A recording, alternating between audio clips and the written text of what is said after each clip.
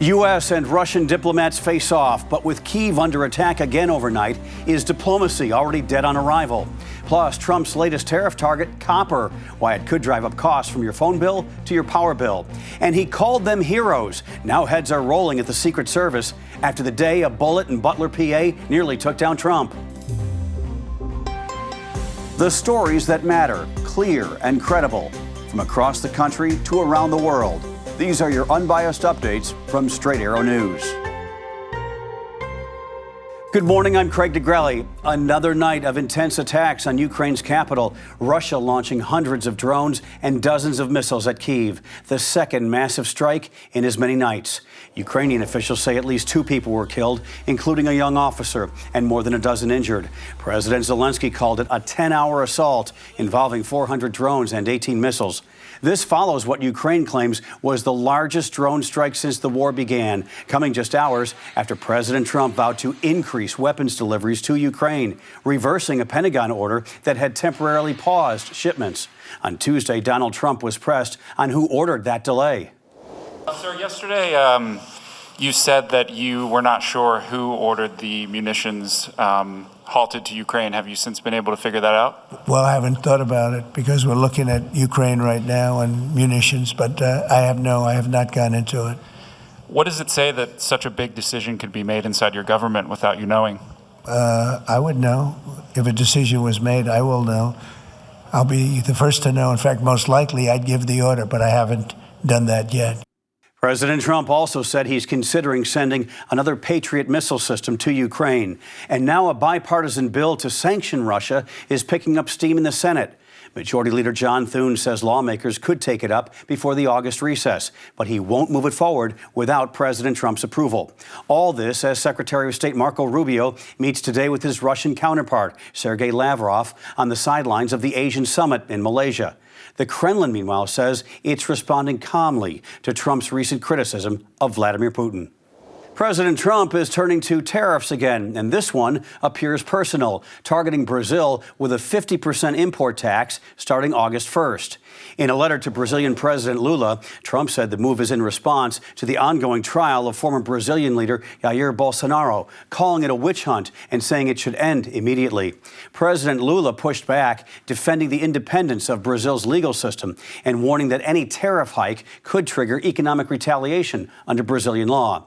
And Brazil was not the only target. Late Wednesday, Donald Trump also announced a 50% tariff on copper, a key metal used in everything from electronics to military equipment. He said the move is about national security and revitalizing American manufacturing. But economists warn it could drive up prices for home goods, energy, and infrastructure, especially as the U.S. imports more than half its copper. The U.S. Supreme Court is staying out, for now, of a high-stakes legal fight over immigration enforcement in Florida. In a one-line order with no explanation and no dissents, the justices declined to revive a tough state law that would let Florida prosecute undocumented migrants for entering or re-entering the state. A lower court had already blocked the law, saying it likely interferes with federal immigration authority. The judge even held Florida's Attorney General in contempt for encouraging agencies to enforce it anyways. The issue is not over. An appeals court takes it up in October. But the Supreme Court's decision to let the block stand, even temporarily, may signal reluctance to let states take immigration enforcement into their own hands. Boy, this was scary. At least 31 workers are safe this morning after a tunnel collapsed at an industrial complex in California last night. The Los Angeles fire chief says the crew was working on a wastewater tunnel, get this, 5 to 6 miles from the only entrance when the collapse happened. Preliminary reports say they managed to, quote, scramble with some effort over a 12 to 15-foot pile of loose soil to reach their work vehicle and meet rescuers. More than 100 firefighters responded, including urban search and rescue teams trained for these exact situations. Paramedics checked out more than 24 workers at the scene, but no serious injuries reported. The search continues in Texas this morning, where more than 170 people remain unaccounted for, nearly a week after devastating flooding ripped through the state's hill country. The death toll has risen to at least 120. These numbers are absolutely heartbreaking. In Kerr County, the hardest hit region, 95 people are confirmed dead, including 36 children. 161 others are still unaccounted for, including 5 campers and a counselor from Camp Mystic. The camp sits along the Guadalupe River, which surged more than than 20 feet in just over an hour during Friday's torrential rains, a record-breaking rise. Now questions are growing about the area's warning systems. With every emergency, you know what, we're going to have to, there's going to be an after action. Please, y'all, listen to those words, after action, okay? Those questions are going to be answered. I believe those questions need to be answered to the family of the missed loved ones, to the public, you know, to the people that put me in this office. Those need to be, and I want that answer, and we're going to get that answer. And I know that's going to be asked over and over. Please understand that. You know, we're not running. We're not going to hide from everything. That's going to be checked into at a later time. I wish I could tell you that time. I don't know that time.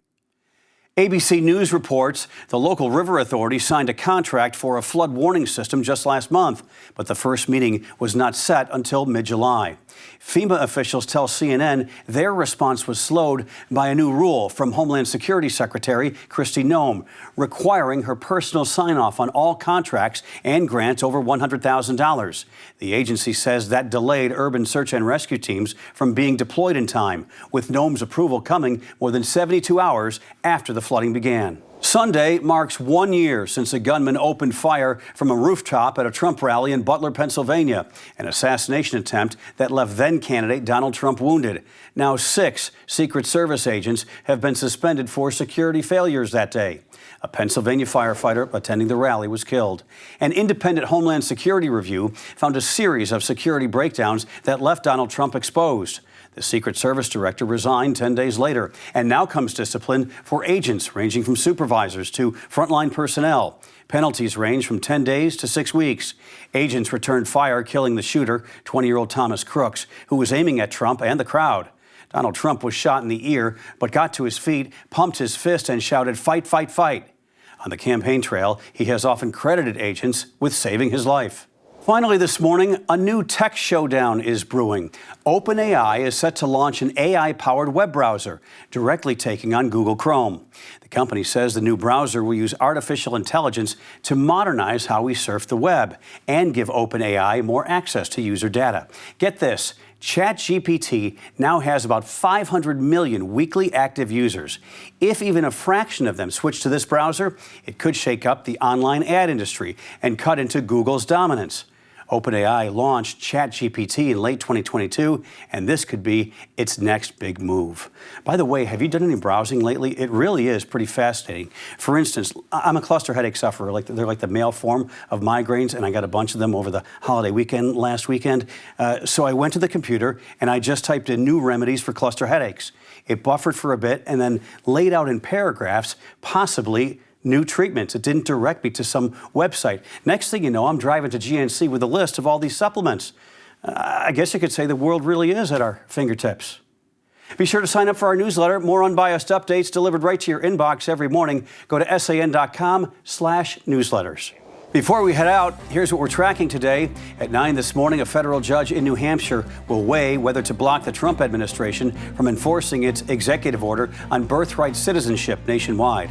At noon Eastern, Freddie Mac releases its weekly snapshot on U.S. mortgage rates. Then at 1 p.m. Eastern, a hearing for Kilmar Abrego Garcia as U.S. officials lay out potential next steps if he's released. Also at 1 o'clock, the man accused of hate crimes in last month's firebomb attack in Boulder, Colorado, is due in court. Those are your unbiased updates for this Thursday. We'll see you back here tomorrow, Friday. Always a good day. For all of us here at Straight Arrow News, I'm Craig DeGrelli. Have a great day.